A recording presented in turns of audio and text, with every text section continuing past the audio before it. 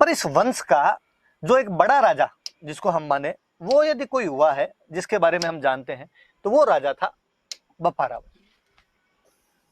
बप्पा रावल नाम करके कोई बंदा हुआ, और ये इस वंश का एक बड़ा राजा है।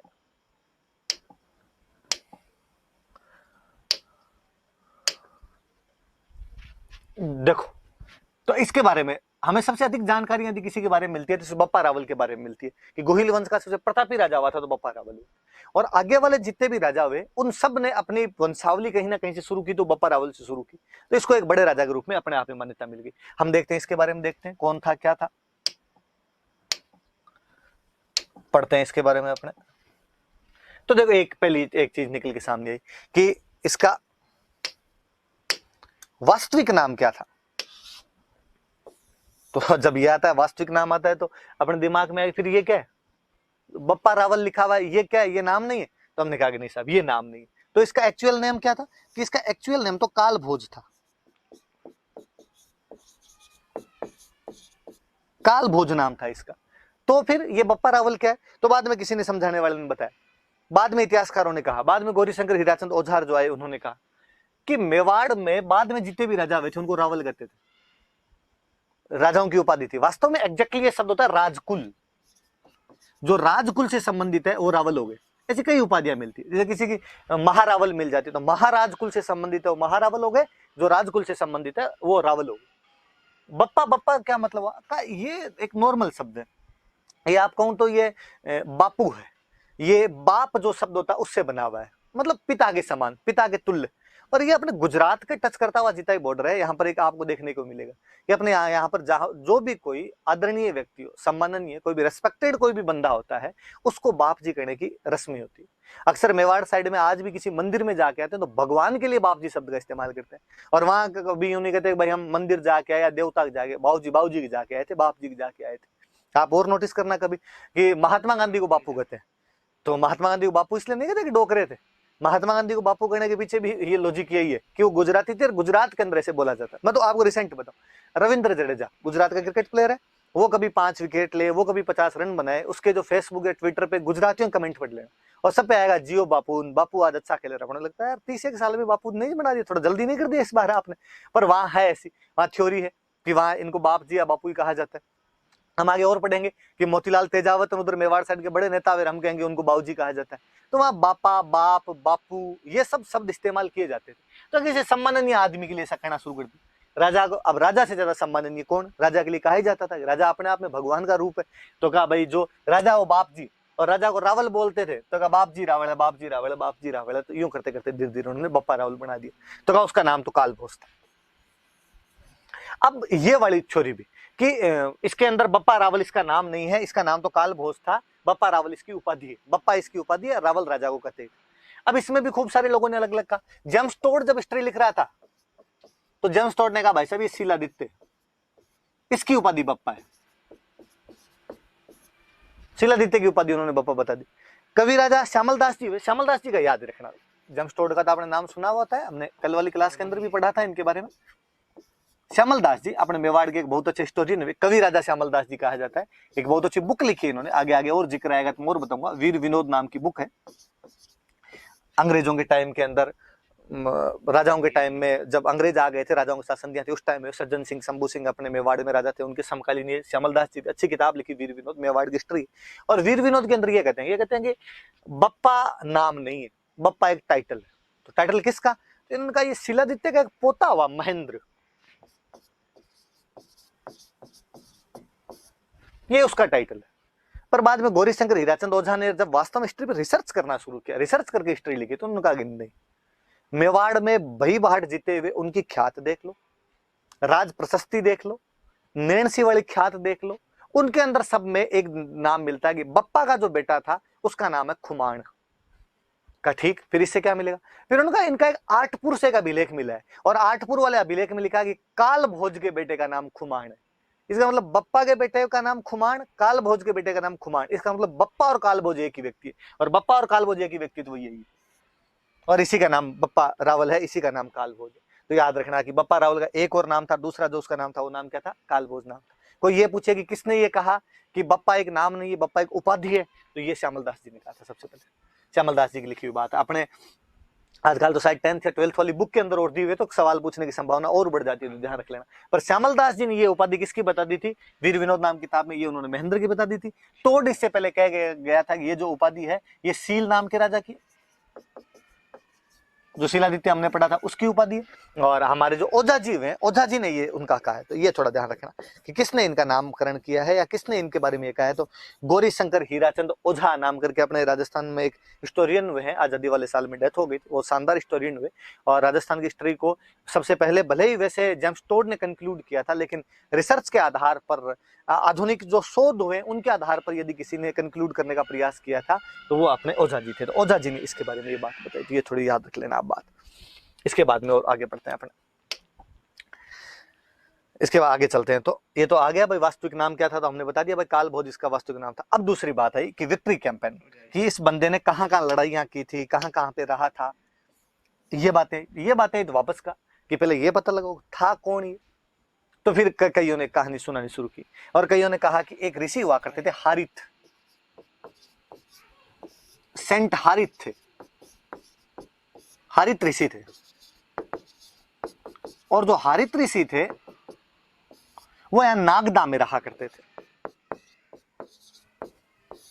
उदयपुर के अंदर एक नागदा नाम की जगह है और वो नागदा के अंदर रहा करते थे। और ऐसा कहा गया कि बापा रावल जो था वो उनकी गायें चराया करता था। हरित ऋषि जो थे वो महादेव जी के भक्त थे और बापा रावल उनके वहां पे रहता था, वो गायें वायें रखते होंगे तो उनकी गायें चराया करता था। फाइनली जब हरित ऋषि का अंतिम टाइम आया तो उन्होंने बापा रावल को पूछा कि मांग, जो मांगेगा वो मिल जाएगा। बापा रावल ने कहा कि यार थोड़ा ढंग से जुगाड़ कर दो रहने खाने पीने का, तो मेरा थोड़ा ठीक हो जाए। और कहते हैं कि हरित ऋषि ने वहां पर एक देवी हुआ करते थे राठासन, राठासन देवी की पूजा की। राठासन देवी राजी हुए, उनको कहा कि ये मेरा चेला है, इसको कुछ देना है ढंग की चीज, तो मैं देना चाहता हूँ इनको, मेवाड़ देना चाहता हूँ इसको। राठासन माता ने कहा मेरे पास नहीं है, इसके लिए फिर थोड़ा और तपस्या करनी पड़ेगी। और किसकी? तो महादेव की तपस्या कर। उनका महादेव का तो मैं भक्त हूँ, तो बस उनको राजी कर। तो कहते उन्होंने महादेव को राजी किया और महादेव को राजी किया और महादेव का भाई मेरे चेले को ऐसे ऐसे मेवाड़ का राज्य देना है। महादेव जी ने उनको हाँ बदली, हाँ बदली, तो कहते हैं कि उनको राज्य मिल गया। तो अपने सिंपल अपने कोई पूछ ले कि भाई बापा रावल को मेवाड़ का राज्य किसके आशीर्वाद से प्राप्त हुआ, तो हरित ऋषि के आशीर्वाद से प्राप्त हुआ। देवी के नाम वगैरह याद रहे नहीं रहे, ये याद रखना कि किसके आशीर्वाद से मेवाड़ का राज्य प्राप्त हुआ, तो हरित ऋषि के आशीर्वाद से मेवाड़ का राज्य प्राप्त हुआ था। किसको? तो बप्पा रावल को हुआ था। ये उनकी गायें चराया करता था, कहा जाता है। कुल मिला उनका शिष्य था, उनका फॉलोवर था ये बंदा, हरित ऋषि का फॉलोवर था। ये थोड़ा याद रख लेना। अब तो फिर बात आई कि ये तो नागदा के अंदर रह रहे थे, तो मेवाड़ का राज्य मतलब क्या मिला इनको, तो कहा इनको चित्तौड़ मिला। तो फिर क्वेश्चन बना, तो फिर चित्तौड़ का राजा कौन है? उस समय चित्तौड़ का राजा कौन था? तो फिर अपने को फिर जब अभिलेख वगैरह आगे देखते हैं तो पता चलता है कि चित्तौड़ में उस समय एक राजा था मान मोरी, और हम कहते हैं मोरी मौर्य है। चंद्रगुप्त मौर्य, अशोक मौर्य जो हुए थे उनकी कोई एक ब्रांच यहाँ पे रहती होगी और वो लोग यहाँ पे रहते होंगे। ये वहां पे राजा हुआ करता था, चित्तौड़ का राजा हुआ करता है। और कहते हैं कि बापा रावल ने इस पर हमला किया, मान मौर्य पर हमला किया और मान मौर्य पर हमला करके उसे चित्तौड़ छीन लिया था। ये घटना है 734 की,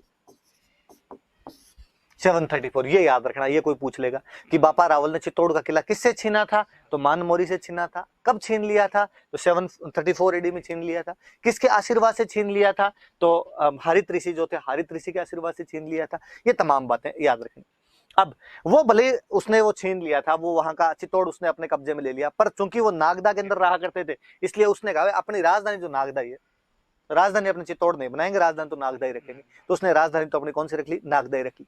अब चूंकि हरित ऋषि का शिष्य था, हरित ऋषि महादेव जी के भक्त थे, तो उसने कहा फिर मैं यहाँ पे नागदा में महादेव जी का मंदिर बनवाऊंगा। और कहते हैं कि उसने यहाँ पे एकलिंग जी का मंदिर बनवाया। एकलिंग जी कौन? तो एकलिंग जी भगवान महादेव, भगवान शंकर, भगवान शिव, बम बम बोले जो एकलिंग जी, तो उनका मंदिर यहाँ पर बनवा दिया। कहते कौन सी जगह वो एग्जैक्टली? तो एकलिंग जी का मंदिर बनवाया। भगवान शंकर कहाँ रहते हैं? तो हम कहते हैं कैलाश पर्वत पे रहते हैं। तो नागदा के पास में जो एग्जैक्टली वो जगह, उसका नाम ही पड़ गया कैलाशपुरी, कि कैलाशपुरी नाम की जगह पर उन्होंने ये मंदिर बनवाया। तो कैलाशपुरी ऑप्शन में है तो भी सही मान लेना, और नागदा ऑप्शन में है तो भी सही मान लेना। है कहाँ पे जगह ये याद रखना, तो ये जगह उदयपुर के अंदर आपकी पड़ती है, वहां पर इन्होंने एकलिंग जी का मंदिर बनवाया। अब थोड़ी सी मैं एक बात पर आगे और जाऊं। अब एकलिंग जी को बनवा दिया, बापा रावल ने मंदिर बनवाया, बापा रावल इस वंश का प्रतापी राजा हुआ। उसके बाद वालों ने सबने अपने आप को बापा रावल के वंशज बताया। बापा रावल जब उनका भक्त था तो आगे वाले भी उनके भक्त थे, और भक्त भी कितने बड़े कि इन्होंने कहना शुरू किया कि राजा हम नहीं है। कोई जाके पूछता मेवाड़ के राजा से कि आप मेवाड़ के राजा हो गए, नहीं नहीं साहब क्या बात कर दी आपने, हम कोई मेवाड़ के राजा नहीं। तो मेवाड़ का राजा कौन है? मेवाड़ के राजा एकलिंग जी। मेवाड़ के राजा तो भगवान शंकर महादेव जी।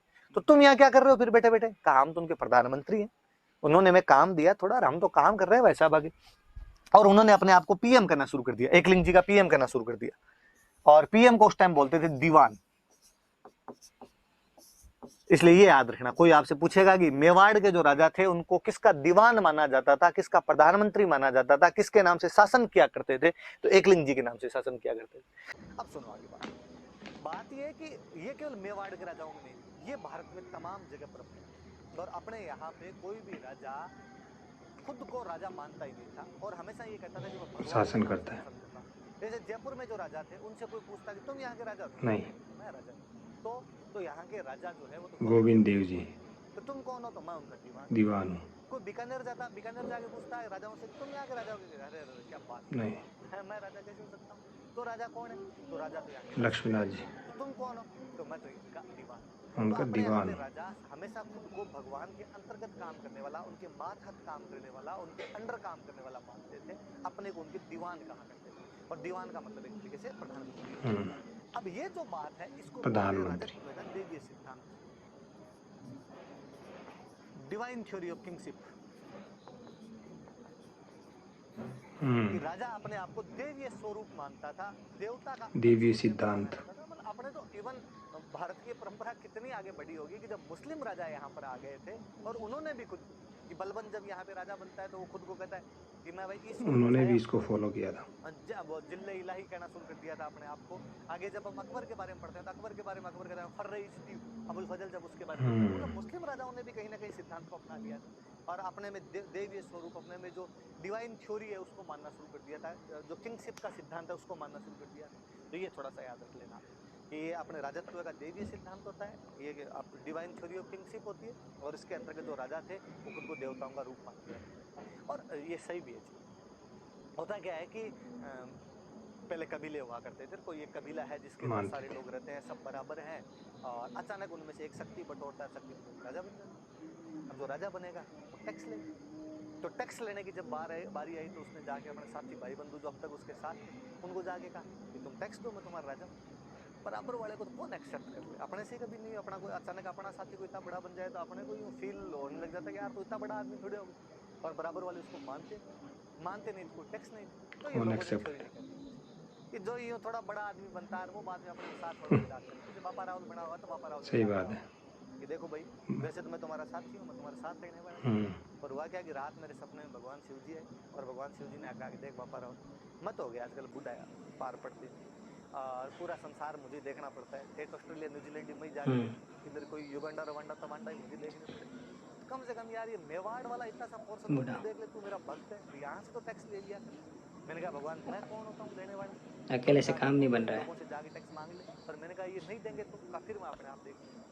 तो देख लो भाई लोगों, अगर तुम टैक्स दे रहे हो तो ठीक, नहीं दो तो तुम जानो ना महादेव जी जाए, बाकी मैं तो केवल ये टैक्स महादेव जी की तरफ से मांग रहा हूँ। जनता थोड़ी बोली हुआ करती थी उस टाइम, और जनता ने कह दिया जब साहब महादेव जी खुद इसके सपने में आ गए, खुद वही कह गए देने के लिए, फिर अपने देने में क्या हाथ है, और वो लोग टैक्स वगैरह इजीली दे दिया करते थे। और धीरे धीरे थ्योरी बन गई, राजा को देवीय रूप माना जाने लगा ताकि लोगों का उसमें विश्वास जमा रहे, देने लोगों में को क्या हर्ज लगे है, कि इस पे कोई दे संकट दे। आएगा, इसका मतलब राज्य करेक्ट, पे संकट आएगा, राज्य पे संकट आएगा तो वो जो देवता है जिसके नाम से शासन करता है वो वो हमारी रक्षा रक्षा करेंगे। करेगा। तो ये बात याद रखना, कोई इंटरव्यू वगैरह में भी पूछ ले, मेंस में भी पूछ ले, प्रीलिम्स के अंदर कोई पूछ ले, सारी बात याद होनी चाहिए कि वो अपने को किसका दीवान मानता था, तो एकलिंग जी का दीवान एकलिंग मानता जी था। और का उसने दीवान, मंदिर कहाँ पे बनवाया? अब नागदा का दो, कैलाशपुरी का कैलाशपुरी, दो, किसका मंदिर बना? एकलिंग। और थोड़ा सा एकलिंग जी, ये एक संप्रदाय चलता है, अपने आगे संप्रदाय पढ़ेंगे तब और पता, लकुलिस, लकुलिश, लकुलिस संप्रदाय का मंदिर, जो शिव जी के सेक्ट हुए, शिव जी के जो संप्रदाय हुए उनके अंदर कोई एक लकुलिस संप्रदाय हुआ। तो उन लकुलिस संप्रदाय का जो पुजारी था वो हरित ऋषि हुआ करते थे। हरित ऋषि लकुलिस संप्रदाय वाले महादेव जी को मानते थे, क्योंकि बापा रावल उनका शिष्य था, उनका फॉलोवर था, इसलिए बापा रावल ने भी उनका एकलिंग जी का यहाँ पे मंदिर बनवा दिया था। और उसने हरित ऋषि के आशीर्वाद से किसको हरा दिया था? तो बान मौर्य को हरा दिया था। कब हरा दिया था? 734, और किस पे कब्जा कर लिया था? चित्तौड़ पे चित्तौड़ कब्जा का। कर लिया था। जब हम इसके विजय अभियान के बारे में पढ़ते हैं, विक्ट्री कैंपेन के बारे में पढ़ते हैं, तो एक विक्ट्री कैंपेन तो ये हुआ अपने आप के अंदर कि उसने यहाँ पे चित्तौड़ पे कब्जा किया था मान मौर्यपुरा के 734 में, और यहाँ पे नागदा उसकी राजधानी नागदा ही रखी, राजधानी चेंज नहीं की उसने, राजधानी नागदा ही थी। और नागदा के अंदर ही उसने, नागदा के पास में कैलाशपुरी नाम की जगह पे एकलिंग जी का मंदिर बनवाया, खुद को एकलिंग जी के नाम से शासन करता था, दीवान मानता था, इसलिए मेवाड़ के तमाम राजा बाग खुद को एकलिंग जी का दीवान।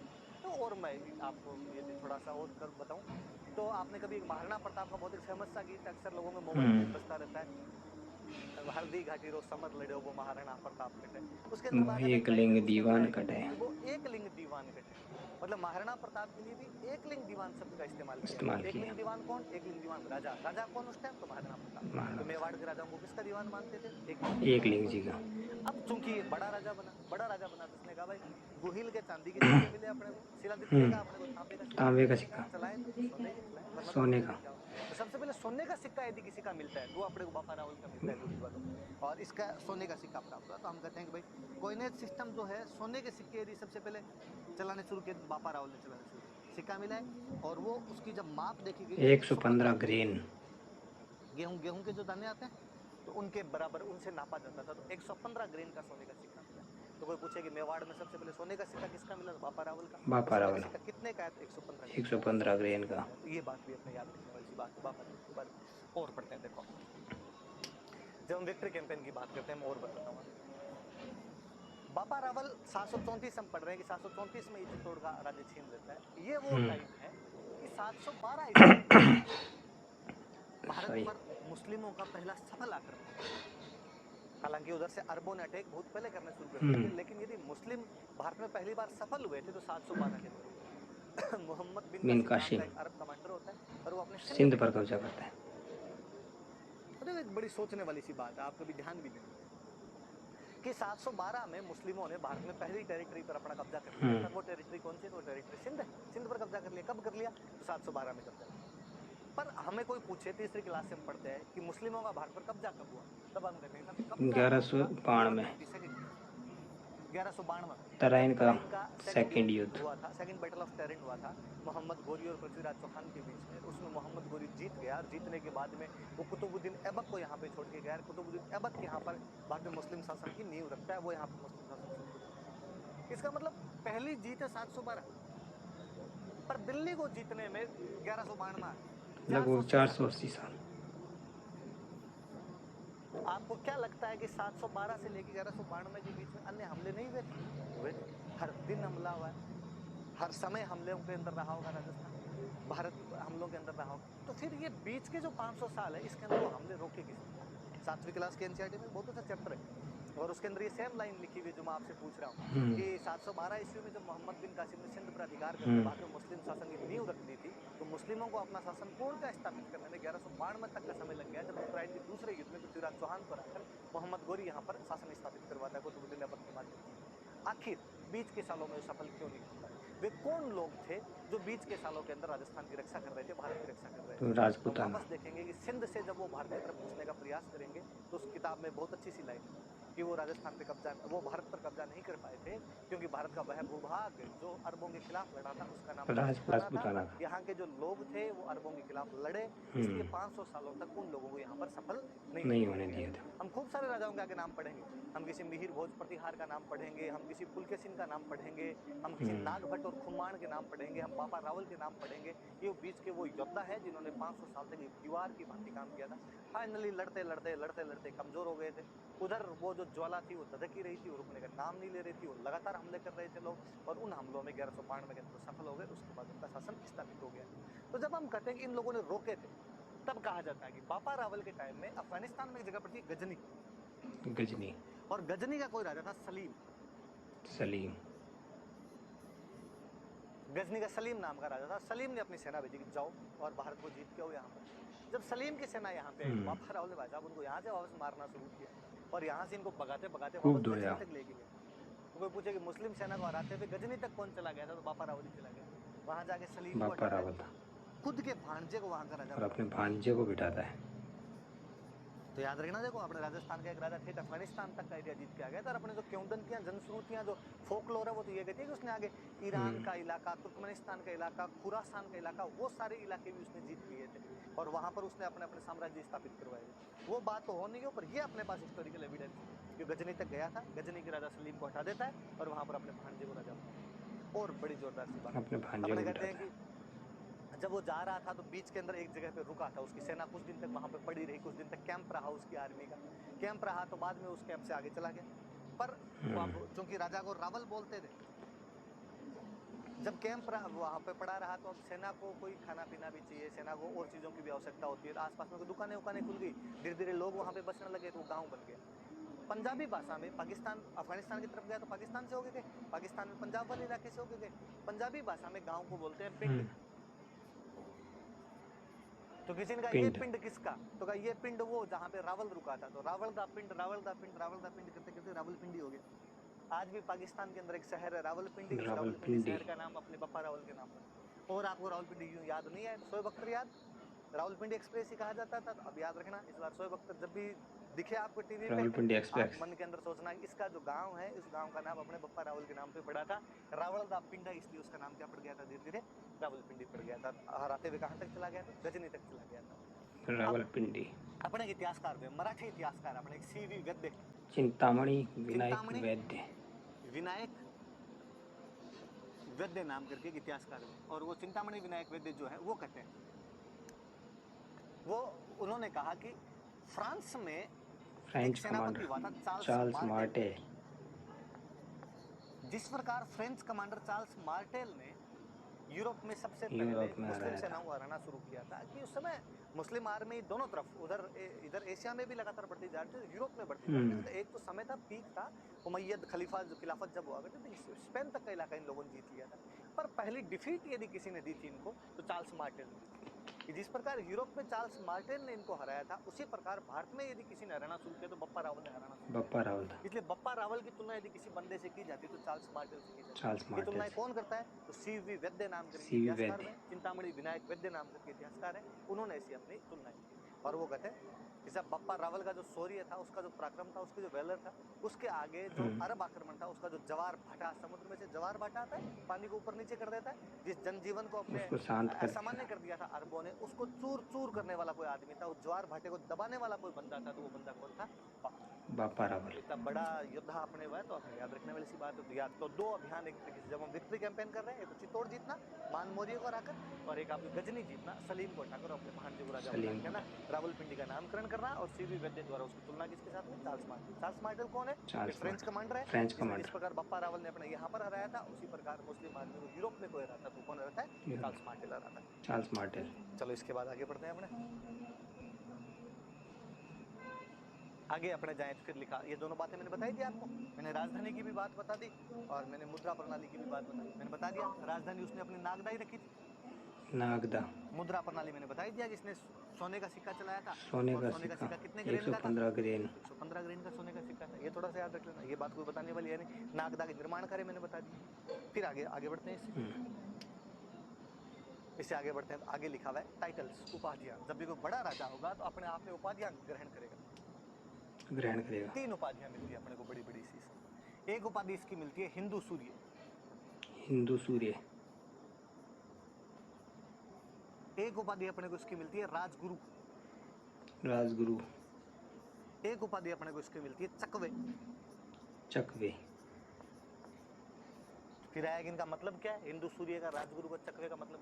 हिंदू सूर्य तो सामान्य सी बात कि मुस्लिम आक्रमण हो रहे थे और यदि वो सफल हो जाते तो तुम्हारे अंधकार ही अंधकार हो जाता। वो तो मैं हूं जिसने हिंदुओं को बचाया है, उस अंधकार से बचाया। मैं हिंदुओं का सूरज हूं। जिस प्रकार सूरज अंधकार को समाप्त कर देता है, जैसे मैंने जो मुस्लिम आक्रमण हुए थे उनको समाप्त कर दिया, हिंदुओं की रक्षा की। तो हिंदुओं की रक्षा करने की वजह से उपाधि क्या होगी, हिंदू सूर्य। और आगे आप देखो कि मेवाड़ में जितने राजा हुए उनको हिंदू सूर्य कहा गया। और थोड़ा सा हमने राजस्थान टच देता हुआ अपना शब्द बनाया, हमने कहा हिंदुआ सूरज। तो हिंदुआ सूरज हिंदुआ की उपाधि सूरज। किसकी थी, तो मेवाड़ के राजाओं की थी। मेवाड़ के राजाओं में सबसे पहले किसने मेवाड़ हराया, के तो राजाओं की। बप्पा रावल। अब उसने जब वो हरा गया तो बप्पा उसने रावल कहा ने। कि अरे मैं राजगुरु, मैं सब राजाओं का गुरु हूं, किसी को कोचिंग चाहिए कैसे हराने हो तो मेरे पास आके कोचिंग कर ले। चकवे, ये वास्तव में अपने हिंदी का एक शब्द होता है, इसका मतलब होता है चक्रवर्ती। चक्रवर्ती। चक्रवर्ती का मतलब क्या, चक्रवर्ती का मतलब इसने चारों दिशाएं जीत ली। तो चारों चारों दिशाओं में दिशाएं जाके जीत जीत के ली। आ जाता था, उसको अपने बोलते थे चक्रवर्ती। सारी डायमेंशन जो जीत ली, अपने आसपास में सबको हरा दिया, उनको चक्रवर्ती कहते हैं। चक्रवर्ती सम्राट है वो। और चक्रवर्ती सम्राट होते पहले जब अश्वमेध यज्ञ करवाया करते थे, वो चक्रवर्ती का आपने जब अपना वर्जन बनाया था, हमने उसका वर्जन बना दिया था चक्र। तो 3 उपाधि याद रखे। अब वो चारों तरफ जीत रहा चकवे। है, चित्तौड़ अपने पास वाला जीत रहा है, ठेठ गजनी तक जाके जीत कर, मैंने कहा क्यों क्या तो कहती है कि उसने ईरान, इस्फहान और खुरासान तक का इलाका जीत लिया था। इससे बड़ा तो चारों तरफ वो खुरासान क्या ही तक। जीतेगा। तो उसकी उपाधि क्या हो गई? चक्रवी उपाधि हो गई थी, राजगुरु हो गई थी, हिंदू सूरी हो गई। तो बापा रावल के बारे में इतनी सारी बातें हमने पढ़ी। अब इससे आगे बढ़ते हैं अपने। 3 उपाधियां याद रखना, नाम याद रखना उनके। अगला राजा कौन है अपना? ये थोड़ा सा बापा रावल की फोटो है, थोड़ा आप और देख लेना। वैसे तो मैंने डिस्क्राइब कर ही दिया था, लेकिन फिर भी मैं थोड़ा समझा दूं कि ऐसा कहते हैं कि ये हरित ऋषि है, कि वो जब स्वर्ग में जा रहे हरित थे ऋषि उस जी। समय उन्होंने, बापा रावल उनसे प्रार्थना कर रहा है कि मालिक मुझे कुछ दीजिए, और हरित ऋषि कहते हैं कि जा, चित्तौड़ का राजा तुझे मिल जाएगा। ये देखो गायें चर रही थी, तो हम जो कहते चित्तौड़ हैं कि दिया। हरित ऋषि की गायें चराया करता था। मैंने बताया कि पहले वो एक देवी की तपस्या करते हैं, ये वो राठासन देवी जिनकी तपस्या करता है। मैंने कहा कि उन्होंने कहा राठासन कि देवी। महादेव जी की पूजा करो, तो ये इधर शिवलिंग बना दो और महादेव जी की पूजा करते हैं। तो ये सारी बातें इस बहाने आप याद रह जाएगी। चूंकि ये राजा है, वहां का राजा बन गया, इसलिए देखो पीछे एक छत्र लिए वो बंदा खड़ा है अपने आप। तो ये थ्योरी पूरी याद रखना आप, कि हरित ऋषि के आशीर्वाद से और एकलिंग जी के वरदान से, एकलिंग जी के आशीर्वाद से बप्पा रावल ने चित्तौड़ जीत लिया था। तो बप्पा रावल थोड़ा याद रह जाए। गाय दिख रही है आपको, तो गाय चराने वाली बात याद रह जाए। आरपीसी अपने कुछ ही पूछ लेती, कभी उठा के पूछ ले कि भाई गाय चराने वाली बात जो है वो कौन से राजा के बारे में कही जाती है, तो बप्पा रावल के बारे में कही जाती है। ऐसी कहानियां क्यों दंतियां बन जाती है। बाकी राजा था ये नागदा का, और नागदा से जाके चित्तौड़ पे भी मान मोरी को हरा के वहां पे कब्जा कर लेता है 734 में। चलिए इसके बाद आगे बढ़ते हैं। 34।